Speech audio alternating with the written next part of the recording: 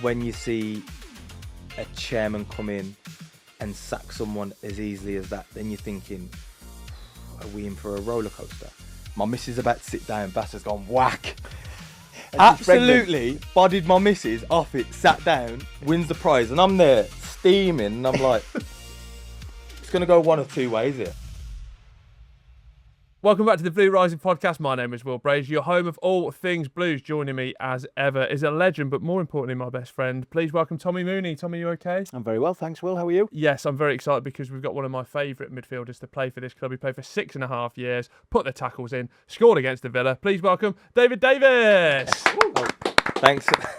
David, Thanks how so are much you? You got the round of applause, but you've had a lot of that recently because promotion for Kiddie. Talk me through it. Yeah, to be fair, it was overdue because obviously, I'm not sure if you guys know, but last year we lost the league on the final day. We were top and we just didn't quite cut the mustard, yeah. So needed to put it right this year, and thankfully we did. Yeah, the boys are incredible. Like I said to you off air there, like it's been one of the most enjoyable seasons I've had to date. And yeah, I feel like I'm Benjamin Button at the minute. I feel like I'm getting younger, even though I am 35. But yeah, I'm enjoying my time. And to be fair, no matter the level, when you win something, you achieve something with a group, it's special. You realise how much lads are fighting for each other and all pulling in the same direction. And you want that with anything, don't you, really? Everyone pulling in the same direction and working hard for each other. And when you do that, you get your just rewards, don't you? There's nothing better than a winning dressing room, is there? And you say you came so close last year. How did that affect how you approached this season when you got so close? It's easy to say it now we've got over the line, but this year just felt different. Whether it be, obviously, the gaffer, Adam Murray, him coming in and him setting a culture and a way of doing things. The recruitment as well. We went through 46 players, which is quite a lot of players, but in the end we got it right.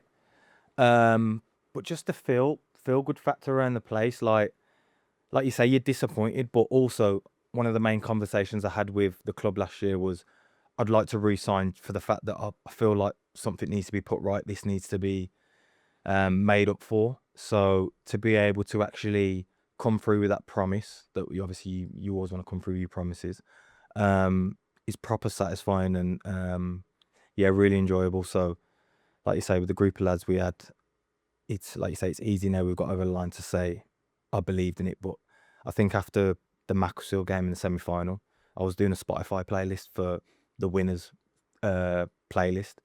Didn't tell none of the lads, but I just, when you just know, as long as the lads turn up, we'll be fine. And we did, yeah. We're speaking about all the different levels you've played at as well. Yeah, but to go in at Kiddie, and obviously you're 35 now, but it just sounds just like you've gone at it both guns. Is that like why it's been so enjoyable as well? Yeah, I think so. And I say this to some of the young lads now. They're like, I'm still as professional as I was when I was 21. Like, you just can't switch it off. Like you guys probably know, like it's just ingrained in you. Like the way you approach games, like even now I'm still timing my meals, making sure I'm going to bed on time or doing my recovery, maybe as well because I'm older.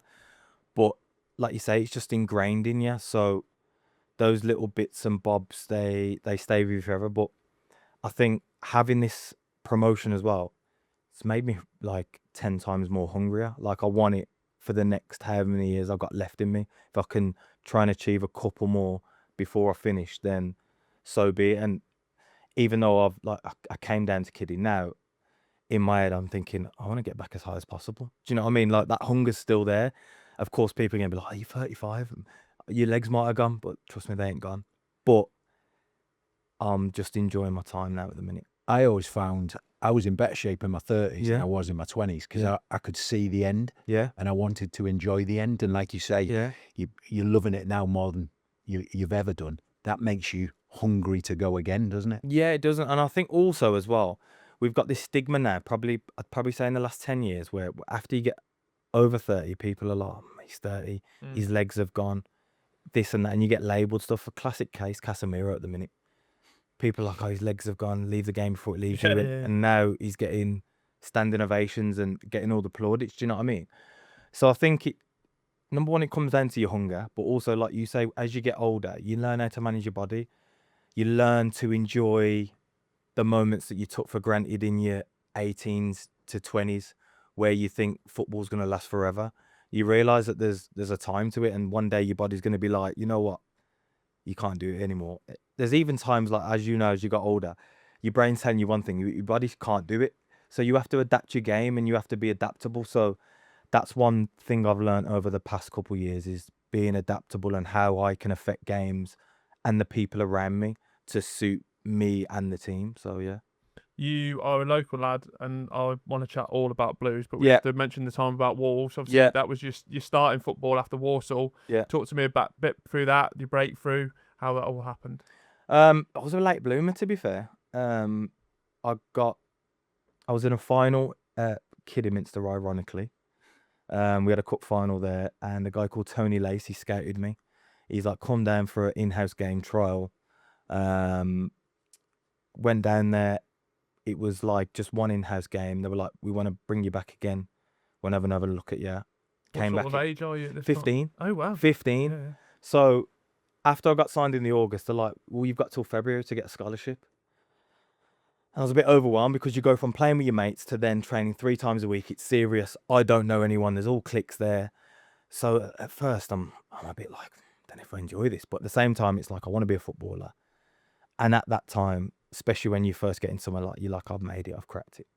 Little do you know that life can come at you fast. But luckily, it turned out all right. And got to the February, and they offered me a scholarship. But I look back to the October of that year, and we played Bolton away. I was a sub, came on in the 30th minute and got subbed off at half time. I was that bad. So like, it was a bit of a sliding doors moment for me. It was either like, well, you fold, or you pick yourself back up and you give it your best shot. And luckily, I must have done something right in those 3 months to get offered a scholarship in the February. So yeah. Before you get to Birmingham, how did you get to the point where you're ending your time at Wolves? Was it to get that pathway to sort of have more first team games, sort of? Yeah, sort of. So obviously had done all my loans, done like 5-6 loans, then got called back by Wolves, played in the Premier League, which I was very fortunate enough to do. What an experience. And that made me quickly realise how miles off it I was, and how good the players were at that level. Do you know what I mean? To be at that level. So yeah, then we got relegated, went to the Championship, played, I think it was 30 odd games, got injured, then we got relegated again. We didn't have the greatest of squads. Probably similar to the Blues situation, when sometimes you need to go down to rebuild and get that winning feeling back again. And then luckily, things always work out perfectly, don't they? I got a call off my agent saying that Lee Clark wanted to come and meet me. And then the rest is history. Met down the pub. He had a couple of pints with him. Tell us about that story, because you told us before we started. It's like ridiculous. So yeah, I met him down the hotel, which is right by the Wastills, and obviously I get in there with my agent, Watto, and Tom are all sat there with 3 pints. I'm looking at my agent and as if to say, do I have to get a pint with these guys? Do you know what I mean? Do I have to fit in with these guys? But then if I have a pint, they're thinking, oh, what are we signing here? So yeah, I didn't get a pint. I got a coffee, but I think they probably would have wanted to sign me quicker if I had a pint with them. Do you know what I mean? Knowing the 3 of them. Exactly, yeah. They would have definitely probably enjoyed me having a pint with them. But yeah, he signed me, and to be fair, it was a short stint with him. I was only there 6 weeks with him. So because obviously I feel like your time, as much as it on field, is like, we can summarise it with the managers that you had. So at that time, with everything going on, what is Lee Clark telling you about Birmingham City? He's saying basically as well, because they just lost Tom Adeyemi. He's like, listen, you'll be a light for light for him. Yeah. And if anything, I think you've got more potential than him. And in my head, I've played against him. I was like, I'm better than him. I can be better than him. Birmingham's my home city. This is an opportunity I want to grab with 2 hands. End of the day, I've been fortunate in my career. I've been local my whole career. Yeah. Not many people get to say that. A lot of people uproot themselves and go everywhere. So he didn't really need to say much to me, you know. He didn't really need to sell it to me. I was already sold on it. Was it for you the chance to be like, oh, you were playing at Wolves, but like we know you've left it, and like, did it feel like that at the time, like you could be like this could be your club? Yeah, in a sense, yeah, because and your early 20s. Right? I'd signed at 23, so I knew, especially still at Wolves, like, it wasn't a fluke that I played in the Premier League or the Championship and played the first 21 games or 20 games in League One. So obviously the potential there. You just need trust, and you also need rhythm and a base and somewhere where you can be comfortable. And as soon as I walked through the door at Birmingham, I felt comfortable. Maybe because it's my home city. Maybe it's when you see Rita on the door, or do you know what I mean? People like that are the bread and butter of Birmingham. You see Rob the chef, and he's giving it all this and that, like you guys know, don't you? Do you know what I mean? Funny character. But I just felt like I fitted in straight away, my type of character. And as well, it's a working man's club. So in the back of my mind, I know it's going to work. And luckily enough, 6.5 years later, it did. And you say all that, and then obviously the next manager comes in is Gary Rowett. Yeah. And for me, as a fan, he sort of bought into all of that, obviously off field, but with the team that he put out on field as well. Did you feel that from the moment he took over? Yeah. I think we can say it as well. Let's have a row. We were punching above our weight for 2 years. Yeah. The calibre of players we had were decent, but they weren't top 6 quality, were we? Do you know what I mean? But what we were organised. There was no grey areas with his tactics. His man management was unbelievable. So when you weren't in the squad, he let you know why, but also how you're gonna get back in. There was no. Can you swear? Yeah. There's no. Yeah. Do you know what I mean? So that's why I thought of him so highly, because I remember the first season I played majority of the games under him. Second season I hadn't started great in pre-season, and he told me, but I hadn't had managers like that before. They'd just leave you out, not say anything. But I respected that so much, and I was like, I'm going to get back in your team. And obviously you end up getting back in the team, but with him, he just set you up, and you were so solid, and you just knew that the players that we had that on the counter, we could damage anyone. Our problem was against your Burtons, your Barnsleys, because we were so amped up for your Hulls, your Derbys, your Middlesbroughs. We ended up beating them like 3-0 and 2-0, and we had some great results against the top teams, but we just couldn't seem to beat the lower end teams. And I don't know whether that's because we were such an underdog team that we raised our game so much for the bigger teams, but then thought... But it's a different mentality, Of course isn't it? it is. When you go into so-called bigger and better teams and you're raising your game, Yeah. the supporters are thinking, we can do this. Yeah. And then it's difficult, like you say, to go to the teams where you're expected to win. It's a different mentality. Of course it is, yeah. And the thing is as well, like you say, when you beat those teams, subconsciously, maybe you get ahead of yourself when you're playing a Barnsley or a Burton, you're thinking, it won't be as hard today. And then they give you one on the chin. Do you know what I mean? And then they bring you back down to earth. But those 2 years where we finished 10th, 2 seasons in a row, and even I think the second season, we went to Marbella in the March, and I think just before that we're in the playoffs. It's the worst decision we ever did, going to Marbella, went on the piss up. Maybe we thought that was the do you know what I mean, thing that would knit us together. Little did we know that after that our form was abysmal. But what a trip. So I went and lived there. I know it ruined you. Yeah, do you know what I mean? what was so catastrophic about this Marbella trip? It was a piss up. Just full. Yeah, we'd train. Has Gary Rowett put this? Oh, so it's a club one. Yeah, so listen, the gaffer was always like, listen, you can go out, but you've got to be back for dinner, and you've got to be back for, I don't know, Breakfast. 12. Not so much breakfast, 12. So obviously us being 23, 24-year-old lads, egging each other on. And obviously, like I said off a camera earlier, I was raised by old school, so anytime you offer me a bev or a chance, and I'm not one of social drinkers, I won't just go and have a pint and sit down with my lads. I'm all in. It's got to be full on. It's got to be full on. So we get to Marbella, we have breakfast, and then we're straight to Ocean. Get back for breakfast, for lunch. That's my fault. I know, yeah. Get back for dinner, sorry. And he knows we're steaming. But he was like, just be respectable when you're coming in the hotel. Yeah. But it's hard to say that to some 24-year-old lads.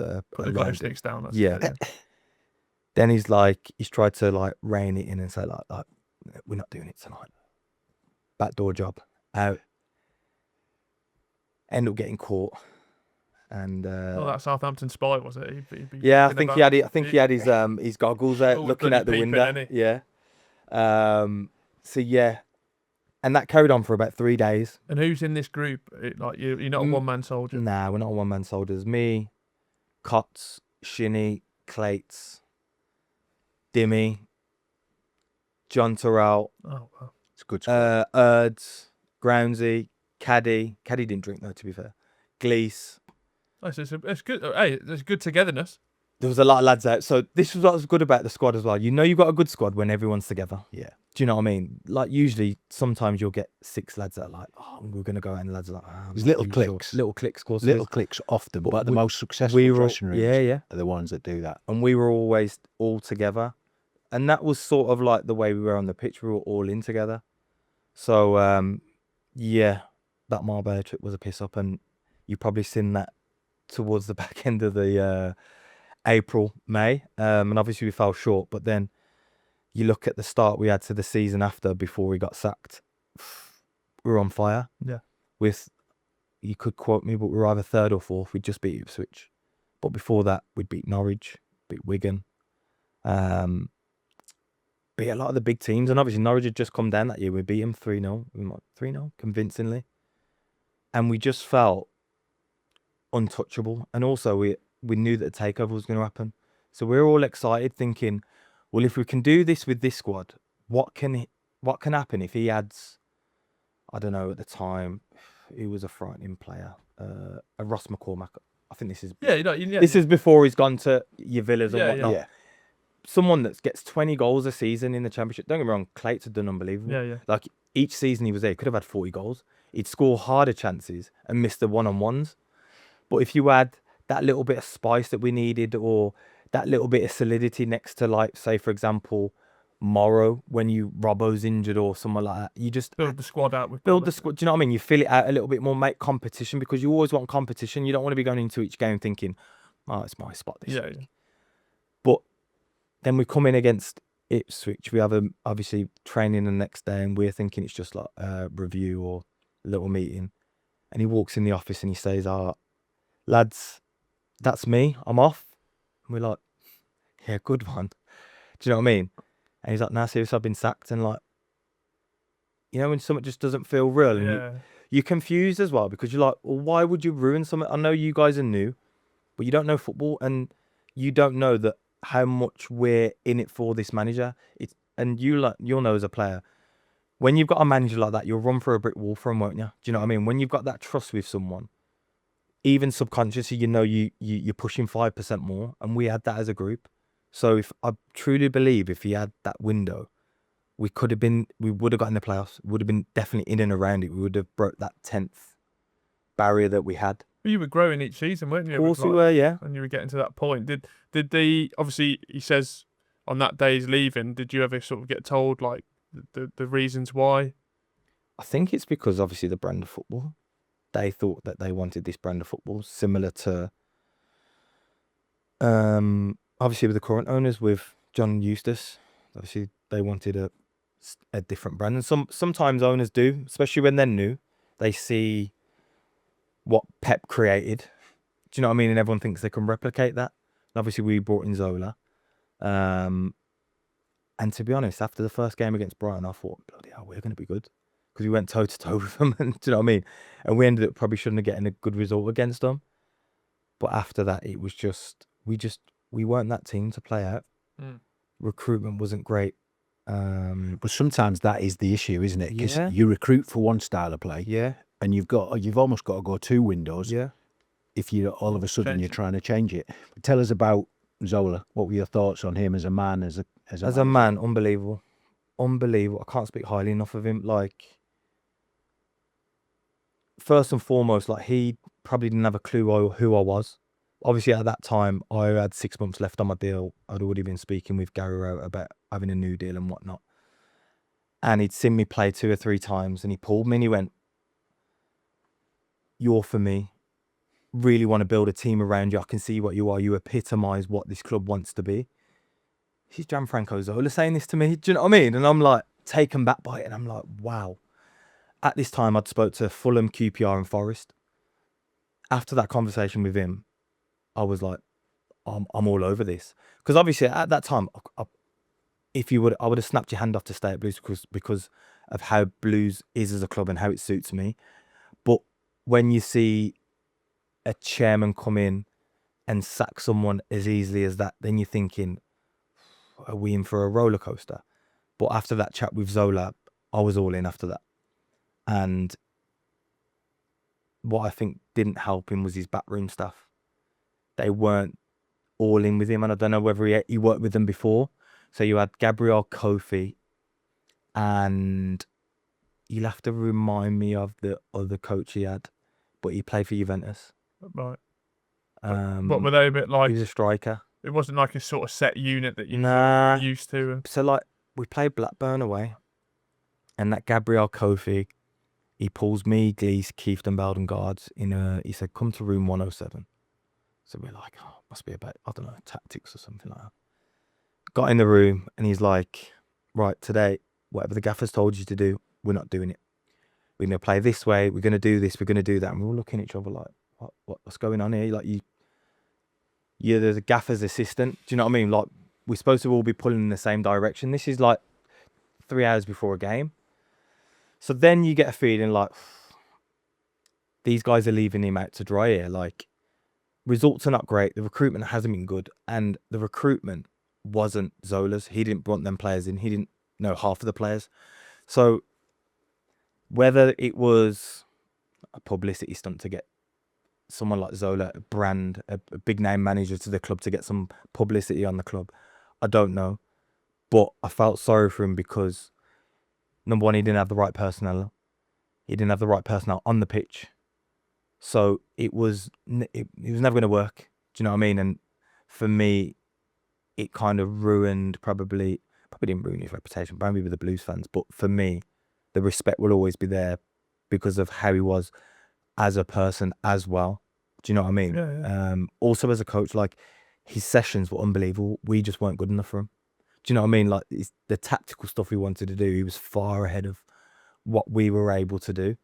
And probably after that experience, you haven't seen him go into another job, so probably put him off for life. But I know he does a little bit with Chelsea now. I just wanted to speak as well because you mentioned there some of the midfield partners you had. Yeah. It was for that first sort of 2-3 years. Who were sort of your, well, sort of maybe know as a fan, but who were your favourites to play with from like your Kieftenbelds, obviously Craig coming back. Was it Robert Tesh as well? Yeah, Tesh like playing with Tesh as well. Good technical baller. Yeah, who did you like playing with? Keith. I said it on the other podcast. He signed the second year I was here, and he signed obviously in my position. So obviously you're thinking, listen, I want to be playing this year, but obviously they've signed someone. I think they're signing for $1 million as well. You're not going to sign someone for $1 million if you don't rate them. And I'm thinking he's some technical Dutch player, going to be nice and tidy. First session, bang, one straight for the chin with his elbow. I'm thinking, I've got one here on my hands. Do you know what I mean? This is me as a Dutch geezer. Do you know what I mean? With a Dutch accent. Do you know what I mean? But at that time, I'm thinking, wow, it's either going to be me or him. Little did I know that we'd end up playing together loads because of how much disruption we'd cause teams and how much we complemented each other and allowed let's say your front four, your wingers and your strikers to be expressive and go and do their things. But then as well, you allow your fullbacks to join in as well. So you've got 6 players essentially. So you've got your 2 centre halves, me and Keith, and we're just the backbone, just clearing up, doing the dirty work, and we don't mind doing that.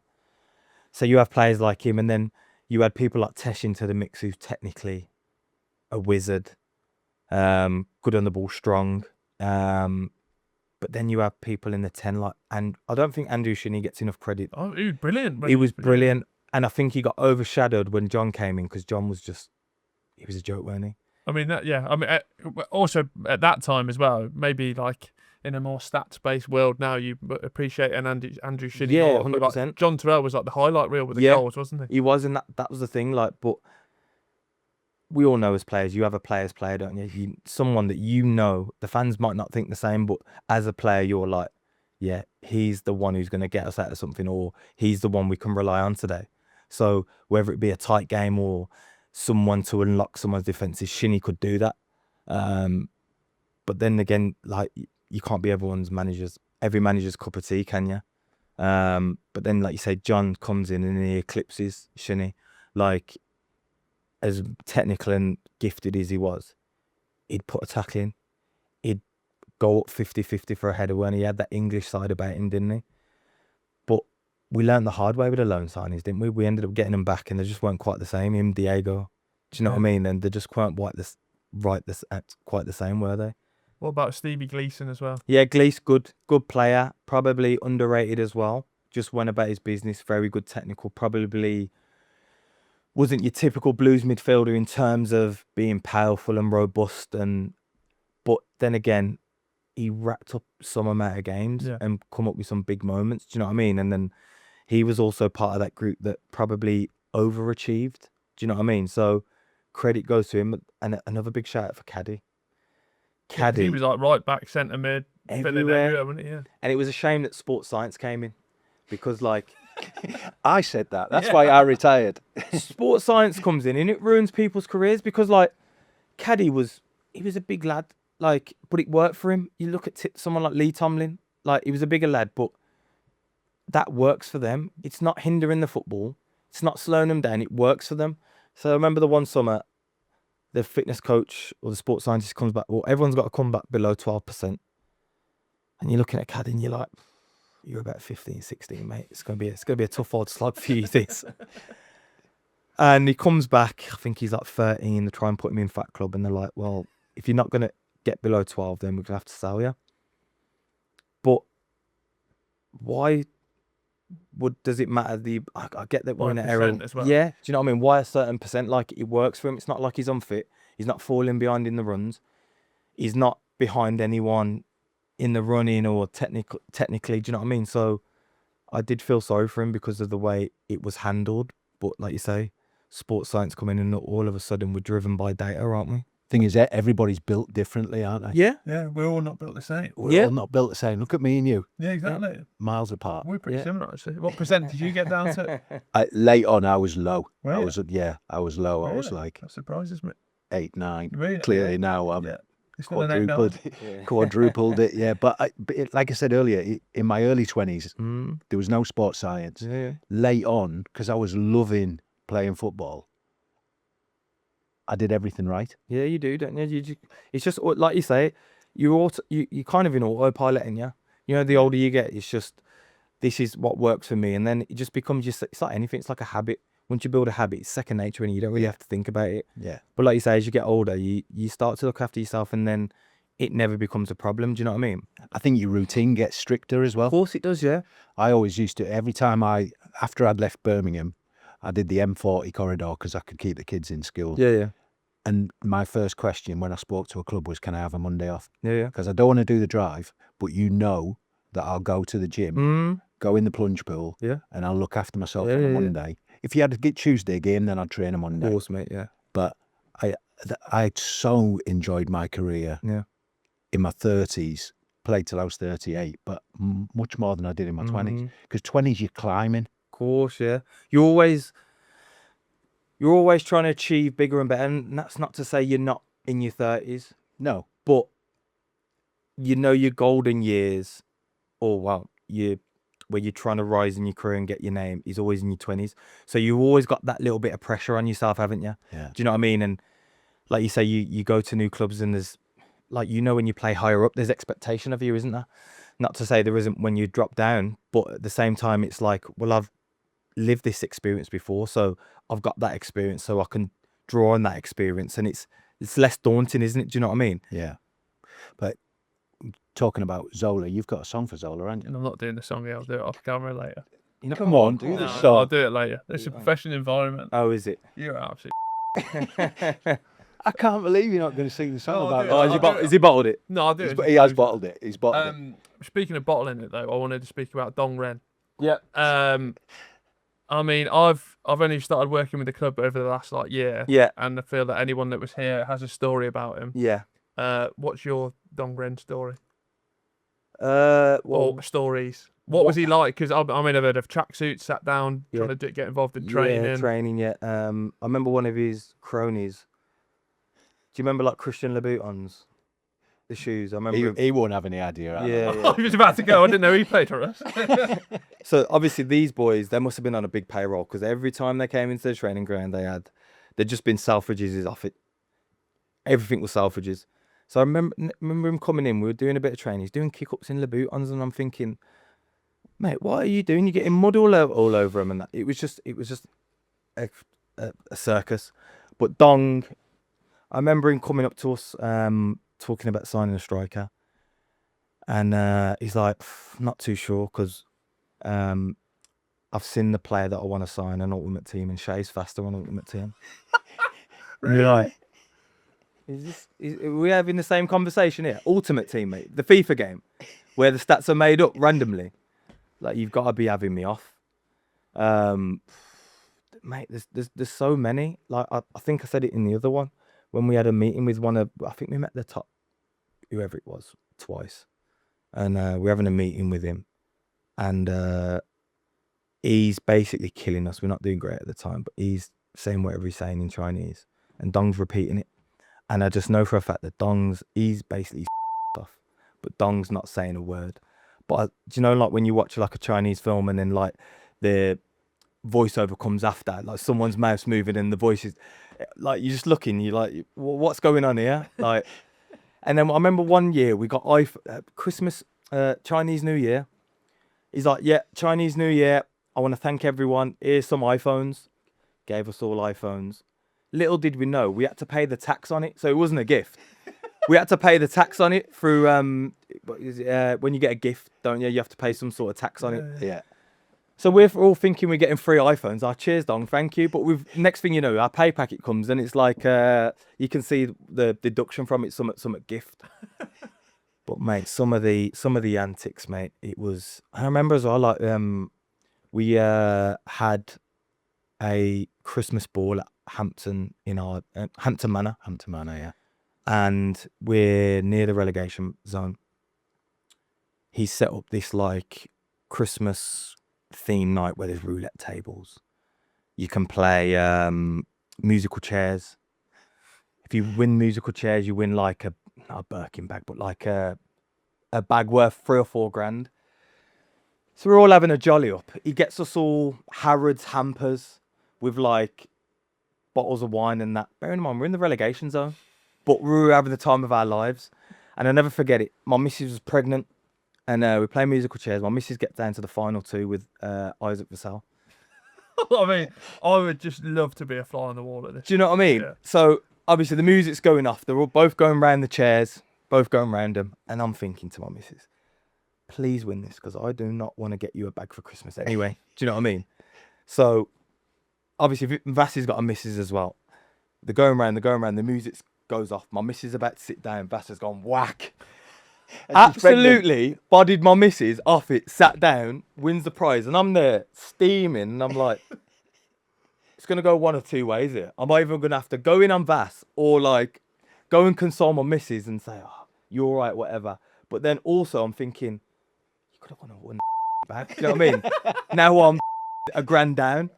But like one of the prizes as well was like an iPad, and mate, it was mental. Like obviously you can see, it sounds bad, but people are on high wages. Yeah. And you can see just from that little scenario how much money was wasted. Does that make sense? Well, I should say is that I mean, not to be horrible to him, but there's the culmination of that. You sort of check on Doy signing. Yeah. Which really lovely lad. Yeah. Lovely lad. But like, I've heard like 45 grand a week, 55 grand a week. Somewhere near that, mate. Yeah. But to be fair, it summed up the scenario when Harry comes in, we sign all them players, and then obviously deadline day comes and Alex Song's supposed to sign. So obviously I get the call to say like I can go. So I'm spoke to Gary. Gary's like, come up to Derby with me. So I'm ready, waiting to go Derby. Don't need to move again. Straight up, is it the A45 or something like that? So yeah, get a phone call. Alex Song's failed his medical. I feel like I could have told him that. I feel like I could have told him. Do you know what I mean? So I'm like to Maiden, is this going to happen? It's deadline day. I'm waiting for the phone to call. Harry Redknapp rings me. All right, son. Not sure what you've heard, but Going to be a big player for us. You're going to play every week. Don't know what you've heard, but you're going to be a big player. Trust me, don't know what you've heard, this and that. And I'm like, well, I want a new deal. Because this is what the club's about at the minute. And I'm thinking, well, I could have went somewhere where I'm going to be happy. Probably would have got a bit more money. So if you're going to mess me about, because listen, I got told I could leave. Yeah. All of a sudden, because you can't get your player and deadline days, the deadline's closing soon. Now you need me. If I know everybody how else football works. if everybody else is playing games, then I'm going to play a game. Exactly. So he's like, yeah, we'll sort of deal out this and that. So I'm like, happy days, only signed a deal a year ago.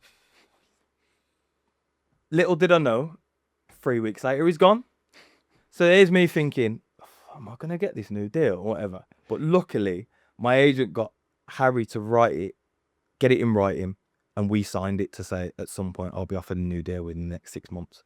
Steve Cottrell comes in, end up signing the deal, and then Steve Cottrell's like, looked after you there, son, ain't you? I was thinking, I'd already sorted it out, mate. When about looked after me there, son, but you know what he's like, innit?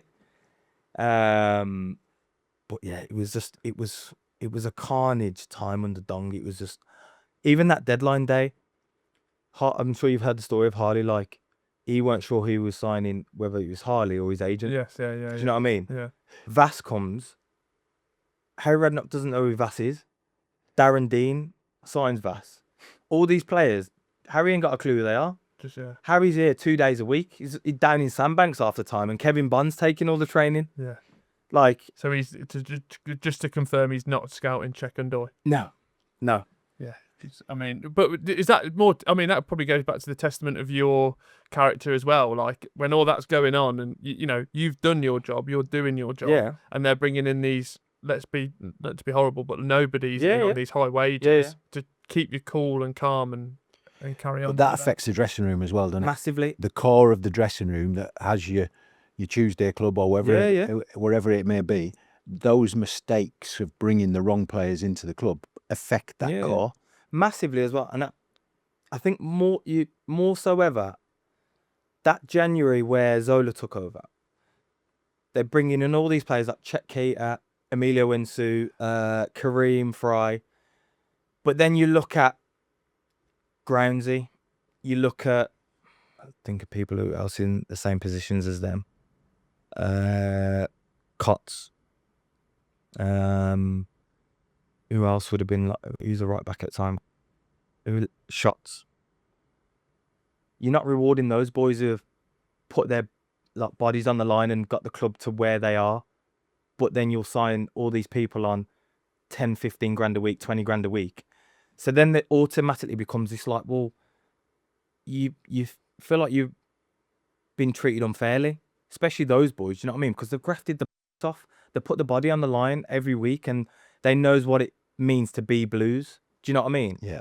So then, obviously, it gets worse, obviously, with Harry Redknapp. But fair play, they bought people like Max, Harley, Shea. Who else did they bring in? Probably them 3 or 4 that were really good for the group. Yeah. Well, obviously, all on good money. But then you get Jota, who's on 40 grand a week. Felt a little bit sorry for him because, at Brentford, he was unbelievable. But the style of play that we played, and because we didn't have a manager and we didn't have a way of playing, we were just Blues. Yeah. Didn't really flourish, did he? It was like Maxime Colin. Well, I mean, Max was great. Max was great for us. Do you know what I mean? But then again, he's a steady Eddie, Yeah. isn't he? He's I seen someone on Instagram the other day. They were it was someone saying, forget Project Mbappe, Project Tony Hibbert. Let's be a reliable right back. Yeah. You look at Nathaniel Klein, still playing in the Premier League, a Joel Ward. Do you know what I mean? We overlook these kind of players who have had unbelievable careers at being reliable and steady. Yeah. We all want this Mbappe or Lamine Yamal and want to be sexy and, do you know what I mean?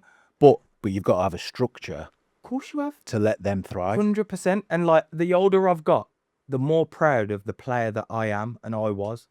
I think sometimes I fell into a bubble sometimes that I felt like at times I had to be this, all right, let's compare players. A Tom Kearney that's going to dictate play and spray these passes. But that wasn't my strength.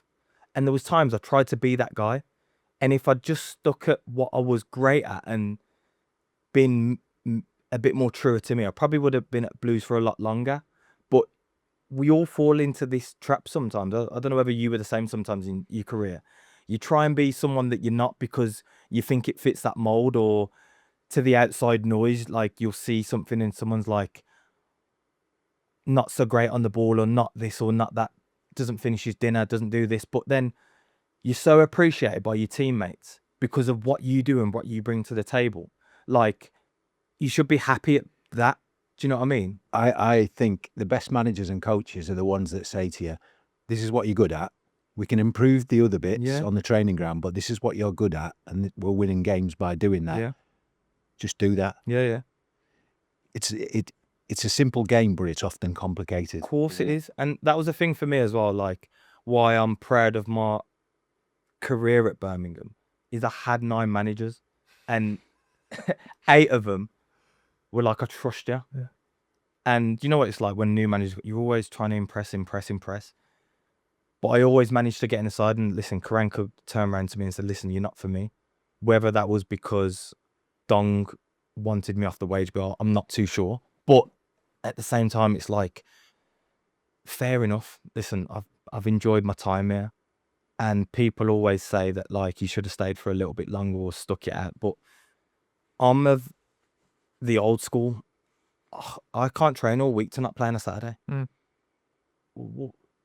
I a mannequin? Like, do you know what I mean? I'm not that way inclined. It's a mental test, isn't it? Of course it is. And then it gets to the point where you're being a good egg and you're being good around the group. But then they'll go, you're in at 2:00 now. Yeah. It's demoralizing. I've done that for a week. Some people, I've seen some lads do it for 6 months. Yeah. I don't know how they did that. I did it for a week and I was like, it's not for me, this. Said to my agent, just get me paid up. I want to go and play football somewhere. Maybe that's just my character and how I am. But or I'm also not naive enough to know that you don't play for 6 months, you get forgotten about in football. So how I need to have some longevity in football. And also I want to enjoy my football. Do you know what I mean? Yeah. But yeah, going back to what I was saying, like, now I'm a bit older, I'm proud of how I was at Birmingham, if you know what I mean. And ever since I've left as well, I think when you're in a bubble, you don't realise it as much. But every single Birmingham City fan I've spoke to has said nothing, but I've not had one bad thing said. So for me, I'm so proud of that, and I'm so thankful that I was able to have that impact on the club. Yeah. And have that now affinity with the club. Do you know what I mean? Like, listen, I was never a Blues fan, but now it feels part of me. Probably similar to yourself. Do you know what I mean? I think you adapt that, don't you? But you said it at the very beginning.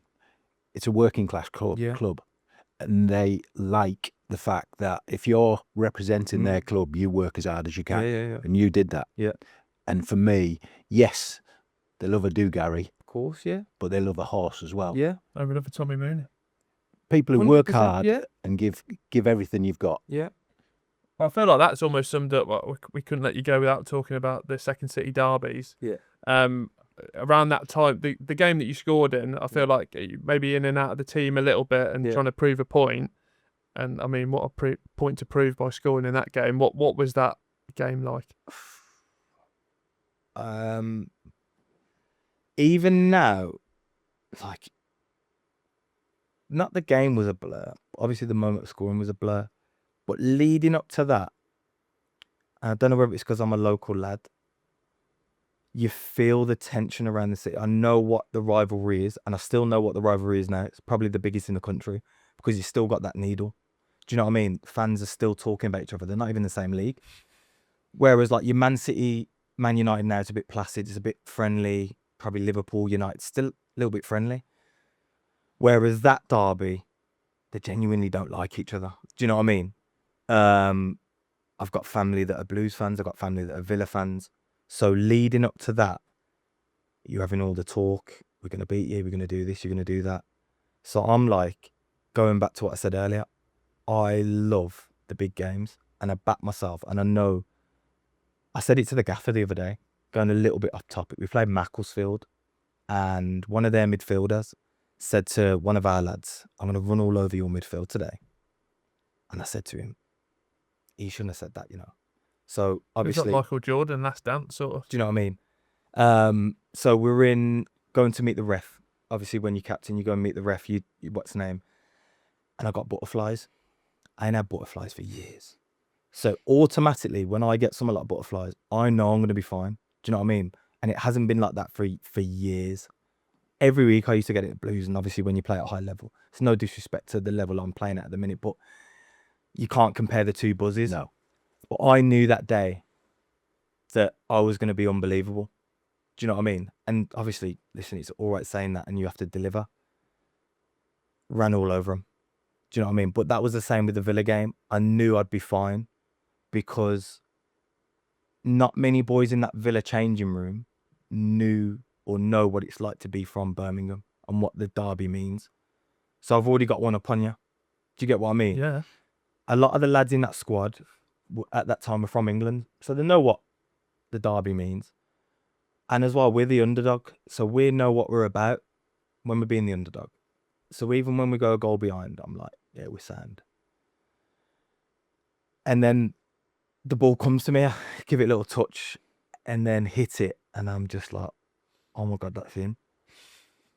And then after that, it's just a blur, an absolute blur. Like, obviously, I want to go and give it massive in front of their fans, but also as well, like, I'm saying, come on, then let's have some. But everyone's like, who are you saying that to? And I'm saying it to my missus' uncle because he couldn't get tickets in the Villa end, but he's sat where all that family is in the Blues end. So I'm saying that to him. I can't see him, but I'm saying it, directing it towards him, and then I'm thinking, oh, this, I'm going to go and give it absolutely massive in front of the Villa fans.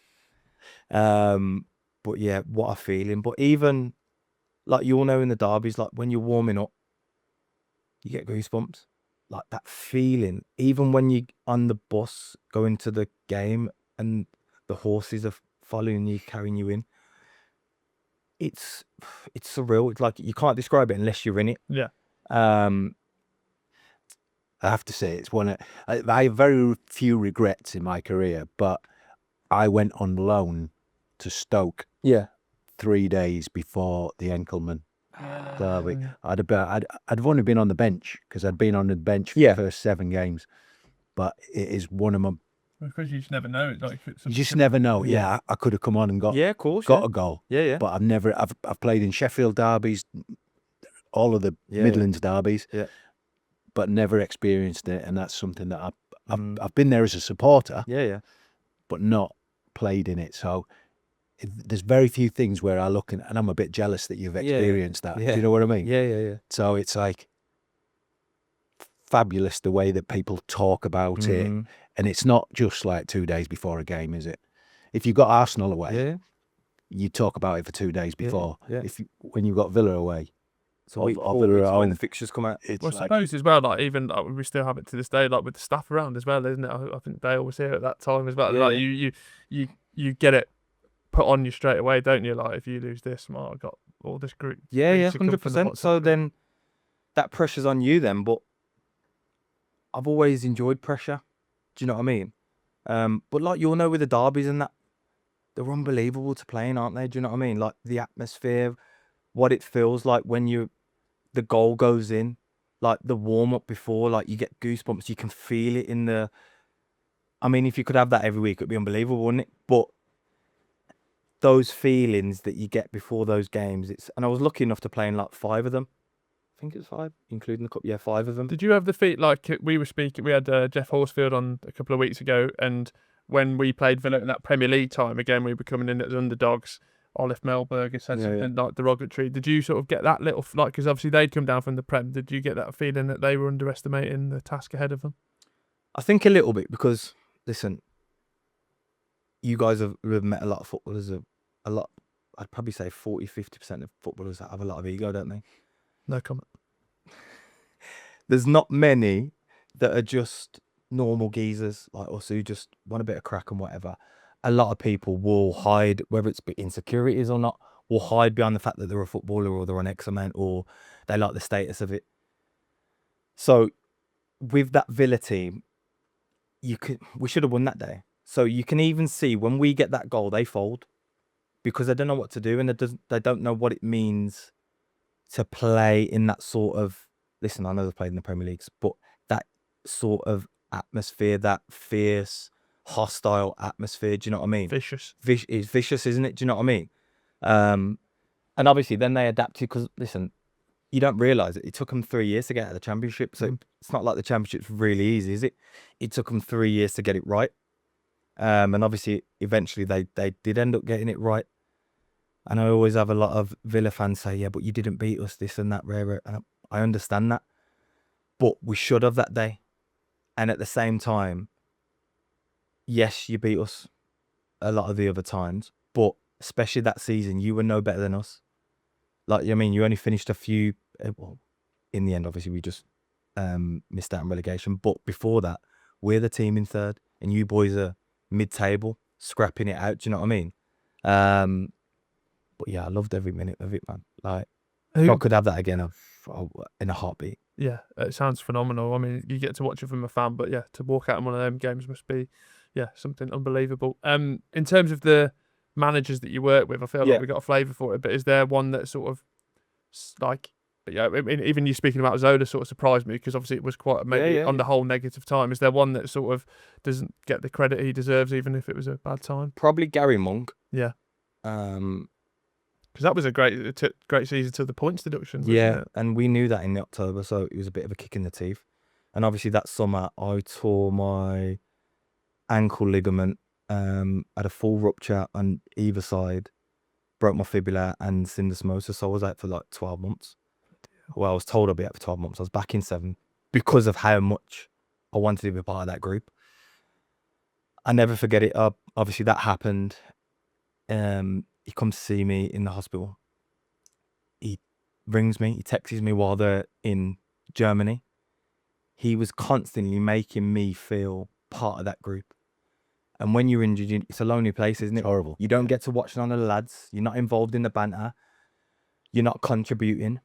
So, apart from your payslip, you're not a footballer. You're not, are you? Do you know what I mean? So, like, then you start thinking, well, how can I contribute to this group? And it's very, very hard to contribute to a group when, let's say, for example, the result's not gone great. You haven't been part of that. But also, how do you... And at the time, I'm probably 26, 7, still learning how to try and be a leader and off it. Listen, I'm very vocal on it, but I'm still figuring out how to help the lads whilst being injured. Do you know what I mean? Yeah. But at the end of that season, before that happening, he writes us all a letter, individual to us all, saying, listen, I want you to be part of... Some lads obviously got told that, listen, you're not part for me, but thank you for everything that you've done. He was like, thank you for all your efforts. I feel like we can build something special here. I want you to be part of it. I want to get to know you. I want to get to know your family. I want this to be one big club that comes together, gets the fans to come together, and we can create something special. And I truly believed him. If you look at and obviously then we signed Christian Pedersen, and then we get the embargo. So who knows what could have happened, because then we were limited to who we could sign. No disrespect, like Conor Mahoney was a great player, but he probably wasn't what we needed at that time. Listen, he was a great addition, so was Omar Bogle.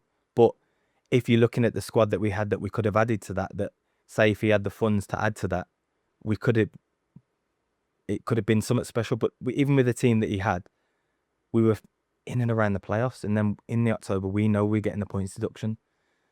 Fans obviously don't know. But in the back of our minds now, we're thinking, pressure's on now for each game. It's not like where you're rolling into each playoff game and you're like, right, we just need to focus on these 3 points. You're always thinking, well, we're going to get 12 points took off us. That'll put us 19th or 20th. So before you know it, you're sucked back into a relegation battle, but the fans don't know it. But obviously we do, and it plays into that. But I know we stayed up with, I think it was 5-6 games to spare, but that was obviously testament to him. And then the whole thing happens. I don't know the ins and outs of that, but obviously it's something to do with the agents and Jude and whatnot. But I was away on holiday and I was gutted, because it's one of them ones where you're starting again for the 45th time. But what a human! Like there was, like you said, there's 3 managers at Birmingham: Gary Rowett, Zola, Gary Monk. Top people. good man management as well. Gary Monk, unbelievable. Obviously, just finally as well, you sort of come in and around, you're seeing the early emergences of a young Jude Bellingham. Yeah. I mean, he's in your position essentially. So is it Yeah, like, yeah. what's this guy doing here? Who does he think he is? Nah, mate. Even without obviously going off topic too much, as I've got older, I've always been good with the young lads because, like, as you know, when you're coming through, I had older lads battering me, absolutely battering me. Don't get me wrong, it made me better because it made me get thick skin quick, but I hated the feeling it gave me. So I never wanted to be any of the young lads. So I never wanted any of the young lads to be like, you know what, Diggs is not approachable. So even at Blues, you had like Jude, Odin, Geraldo, Wes Harding. And I felt like they were like, not my sons, but like I had a duty to, when they're coming into the first team, make them feel warm and welcome. If they needed a kick up the arse, they'll get one. But they automatically respect you for that. And you got to remember as well, Jude's a Blues fan. So like, he's already got a little bit of respect for me and some of the lads anyway, even though he knows he's probably better than us. Do you know what I mean? But what a humble kid. What a good kid. And like I said before, people think he's arrogant, but you've got to be self-assured and you've got to be confident in yourself these days. And you look at your Cole Palmers, you look at your Morgan Rogers. The way as media we are in England, we think that's arrogance. Yeah. How dare they think that way? How dare they portray themselves that way? But when you're that good, you have to have this voice in your head that keeps telling you you're good enough. Do you know what I mean? Because how many times do we, especially as ourselves, our own worst enemy is ourselves, our own voice. So to have that mental strength at 16, 17, 21 now, and be able to brush out the noise is a testament to him. Do you know what I mean? Yeah. And what a player. And like you say, I've got it now with like some of the lads at Kiddie. They're all 21, 22, 23, haven't had the opportunities that they've probably deserved, but now they're getting the just rewards, maybe on the back of a promotion. But I felt like they're my children this year. And I think as I'm getting older, I don't realise the influence I've had on people because of the way I've treated them. Mm-hmm. So I'm proud of that as well. So like you say, when Jude's coming through, my job is to help him be comfortable and do as best as he can. Yeah. If you have a young lad that comes in, he's got bad attitude, and you wash your hands of him. Do you know what I mean? You if anything as well, like the old saying, if someone stops speaking to you, you know there's a bigger problem there, innit? Do you know what I mean? Yeah. But with someone like Jude, I can't speak highly enough of him, especially Geraldo at the time, Odin. They've gone on to have good careers because they're good kids and they understand what it takes to be a professional now. Maybe because of the lessons and the skills that we gave them and we instilled into them, like me, Harley and whatnot. And also as well, Jude's parents, normal people, but also you can tell that they've installed good behaviours and good traits in their kids. Do you know what I mean? So, like you say, when he's coming through, my job is to help him, and he was a pleasure to help. But also, did I think he'd rise as quickly as he did? No. Am I surprised? No, because some of the things he was doing, like you were half desperate to be on his team for 5-a-sides. Do you know what I mean? He just needed the physicality, and he had the technical ability, but he also was clever enough not to get himself into some of the physical duels.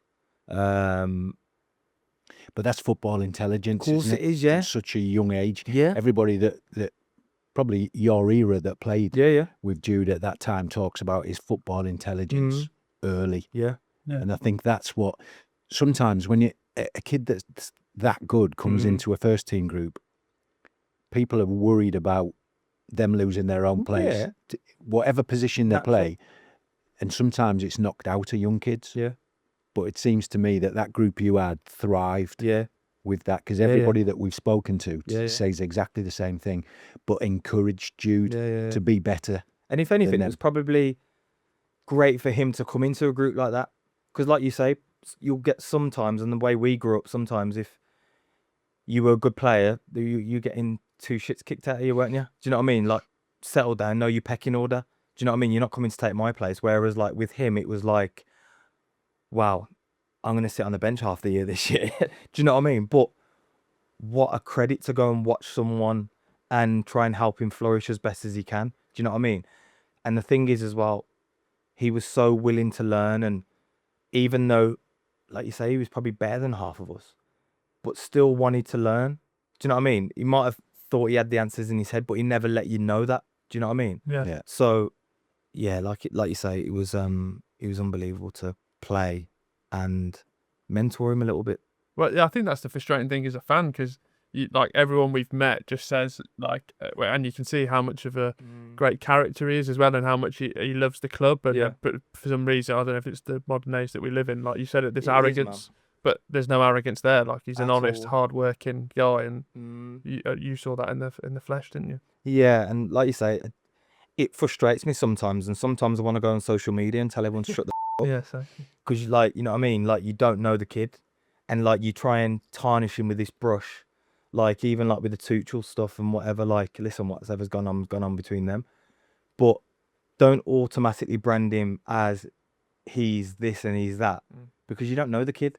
Do you know what I mean? Like, you got to remember he's still 21, and to have a meteoric rise like that, you have to have some level of maturity, don't you? Do you know what I mean? You have to grow up quickly, don't you? And along the way, you make mistakes. I'm 35. I'm still making mistakes. Do you know what I mean? I'm making mistakes. I've got a 6-year-old and a 4-year-old, and I still don't know how to parent now. Do you know what I mean? I'm still winging it now. So yeah, we're always learning on the job, and people forget how young he is, maybe because he's been on the scene for so long, and he's so well spoken, such a big figure now for England. But sometimes you just wish that as a nation and as the media side of it, we'd just give our players a little bit more love when they need it, and maybe we'd be a bit more successful. Do you know what I mean? So talking about the success you've just had at Kidderminster, mid-30s, plenty more games in you. What do you foresee as what's next for you? To be honest, if you would have asked me this question a year ago, I would have been like, I've got one more year left in me. But playing for the gaffer, Adam Murray, has just reignited that fire, but also the group that we had. Like, it's hard to put into words how much of a connection we had on the pitch, off the pitch. And like, some of the banter we had was borderline sackable. But it's you're gonna think this is great banter. You're gonna think this is mad. But like, when you have a group like that, you know you've got a special group, because you know whatever's being said isn't meant at all, not in a bad way or whatever. But you're so comfortable with each other that things are said, and you just know that it's, like you say, it's not meant. But then, like you say, that togetherness goes onto the pitch, and then like, I did a little speech before the Macclesfield game, and it weren't planned, and it was basically like, and obviously all these boys are young, and I said, look, I just want to say something before we go out, because I said, look, I promise you boys now, this has been one of the best change rooms I've ever been in, hands down. Like, I enjoy coming into work every day with you boys. Like, you make me smile. I'm telling you now, in that changing room, they haven't got what we've got. We've got something special, technically, tactically, physically. Some of you boys are going to remember this day, I don't know, in the next 5-6 years, when you're playing in the Football League. Let me say that again. You're going to be playing in the Football League. Just reiterating to them. Do you know what I mean? Yeah. So let's go and show these boys why we're going up this year. And this is obviously 2 days before game before the playoff final. And I'm expecting the gaffer just to go like, do his little speech, and he went, right boys, let's go. And apparently he was a bit teary and emotional, because he's like, wow, that's powerful. But I said to him, and I said afterwards, I meant every word I said there. I said, I've been in some big change rooms, I've played for some big clubs, but the way you boys have made me feel this year, the gaffer included, like, you've reignited something for me. Like, you've made me enjoy my football again, which has probably been missing for the past 2 or 3 years. So if I can keep replicating that for the next 2, 3, 4 years, that's what I feel like I've got at the minute. Like I said earlier, I feel like Benjamin Button at the minute. Maybe it's because my kids are keeping me on my toes. Maybe it's because I'm enjoying my football. So subconsciously, I'm not thinking, oh, my body hurts today, or do you know what I mean? David, absolute pleasure to have you in today. Obviously phenomenal to watch. Did you feel, obviously it's been some time since you've left, you mentioned you came back last season. I'm not saying you left under a negative cloud, but do you reflect so much more proudly about your time here? Like, you've had them interactions with fans and everything. Yeah, like, honestly, I can't thank the Birmingham City fans enough. Like, my time here was by far the most enjoyable, the most welcoming, and it was just a great time in my career, and I can't thank them enough, like you say, for being welcoming, and also with my family and that as well, and my friends, and like even how good the club's been to me now. Like, even my best mate, who is a valeter, he still works at Birmingham because of the connections through it. So just as a club, they not stick to their word, but they keep it within. It's a family club, isn't it? Do you know what I mean? My only regret is, like I said earlier, not being true to myself for longer enough, in terms of just being the player that I was, being happy being the destroyer, because all my teammates, the amount of love and respect I had off them and the managers, I should have just been happy with that. And maybe I probably would have been here longer and ended up being here as long as someone like a Dukey or whatnot. But now I love my time here, and I'm so glad I came, because now, like you said, I've got an affinity with the club. I come back now and do bits and pieces. And yeah, I'd love to do more in the future. Love that. Well, it was lovely to meet you. Lovely to chat to you. Could chat about, I'm sure we need to do a part 2. Yeah, definitely. There's stories to be told that maybe we can put out later on an evening. But it's been a pleasure to chat to you. And thank you as well for making it so relaxed. Like, I feel like I've just been chatting with my mates. Do you know what I mean? It's been a pleasure, lads. As much as he gives me, we have the banter's okay in here. I know it's not Watford or Birmingham City 2001, but it's all right. It's okay. And they're hot, all right. They make me feel at home. Yeah, they do. Yeah, exactly. Thank you, David. No problem. Thanks, guys. So, man.